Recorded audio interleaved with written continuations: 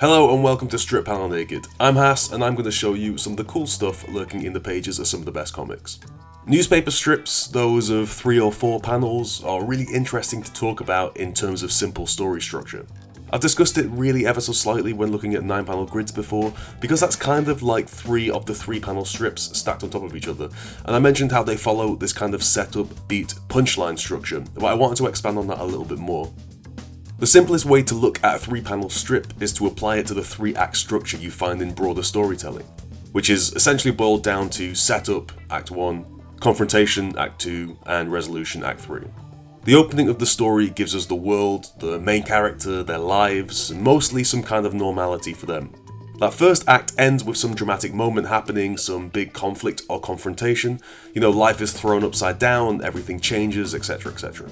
And the third act wraps up the story and resolves all the major plot points and themes. It's the resolution. Simple enough. Most stories you'll see or read will fall into that structure in some regard, so if you haven't already, take a look at your favourite stories and see how they apply setup, confrontation, and resolution across those.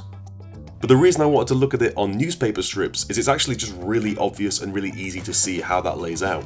If we take this Garfield strip, for example, we can apply those 3 elements, the setup, confrontation, and resolution, right across the 3 panels.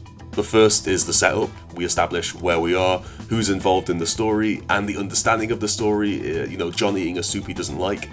Think of that like the world building. It's giving us all the contextual information that we need to know to make the strip work. Like the first act of a story, you're using the first panel to fill in the details when we get started.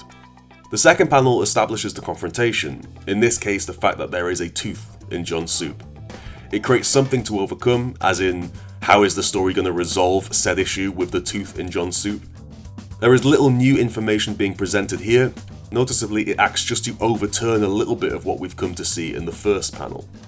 Especially in these short 3-panel strips, you tend to see a lot of repeated visual information, and it's the same here. It's essentially the same image 3 times, so you can see the information is very limited in what is new in each panel. Then the final panel is the punchline and our resolution. The waitress was looking for the tooth and everyone leaves happy with the case closed. Take any 3-panel strip and you'll see the same thing in effect. So here's a Dilbert strip, and it's a little bit different but you can still see it. The first panel setup explains where we are, what players are involved, and the boss establishing the situation with his opening dialogue. The middle panel gives us the conflict and confrontation. The boss's house has burned down because of his kids, throwing the message from the setup in disarray.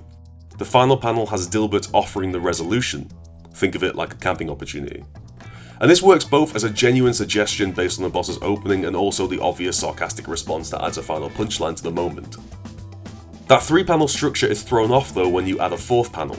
It's not as simple as setup, conflict, resolution anymore, though it's not that much more complicated either. If we go to a Calvin and Hobbes strip, we can explain how this works then. What Watterson typically did was use the first 2 panels as the setup. The first panel was usually contextual, in this case explaining that it snowed and they may have closed a school. The second panel continues with this another beat, Calvin really excited, the background dropping out so we can focus just on his pure joy in the body language and his face, and the dialogue of the dreams of school being closed, and the rest of the strip plays out the same way. The third panel becomes the confrontation, his mum saying it barely snowed, and the final panel is the resolution, Calvin getting onto the bus with a snarky line. And really that's all there is to it. In theory, you can extend any one of those beats to a second panel, either the setup, the confrontation, or the resolution. So you could have the conflict be 2 panels long, but the reason Watterson relied on having the first 2 panels as the setup more often than not was the single moments work better for the dramatic conclusion. All the drama typically comes from the second and third acts and upending what we've seen in the first act. The first contains some form of regular everyday life, and it's only when the second panel comes in to throw that off the joke is established, ending in the third panel.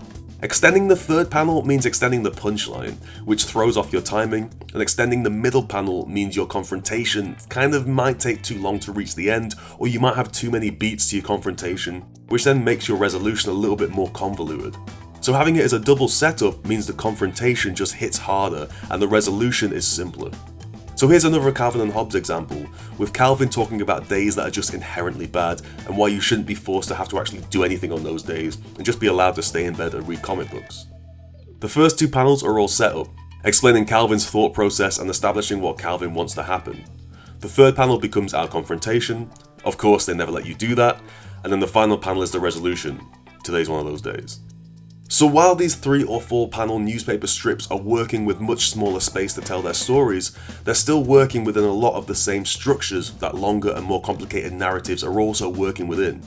A lot of the stories you read in comics and otherwise likely commit in some regard to this 3-act structure. And short newspaper strips are a really good way to look at how that structure works in a very simple, easy to understand and upfront way. And they're also quite a good way to hone the craft of learning that structure and knowing how those beats can be broken down. Though they may seem simple, they're all mostly going to be working on the same structure and underpinning as whatever big epic film you might see in the cinema. This is just an easier way to break it down and to understand what's happening in the narrative structures. Thanks for watching. This episode was, as always, made possible by the patrons at patreon.com/strippanelnaked. For their support, they get brand new exclusive content every week from me too, so check it out if you'd like to support the channel and see some new writing. You can get my comics magazine at panelxpanel.com, and I'm on Twitter at HassanOE. Finally, hit subscribe and that notification bell to keep up to date with all the latest episodes, and I'll see you next time.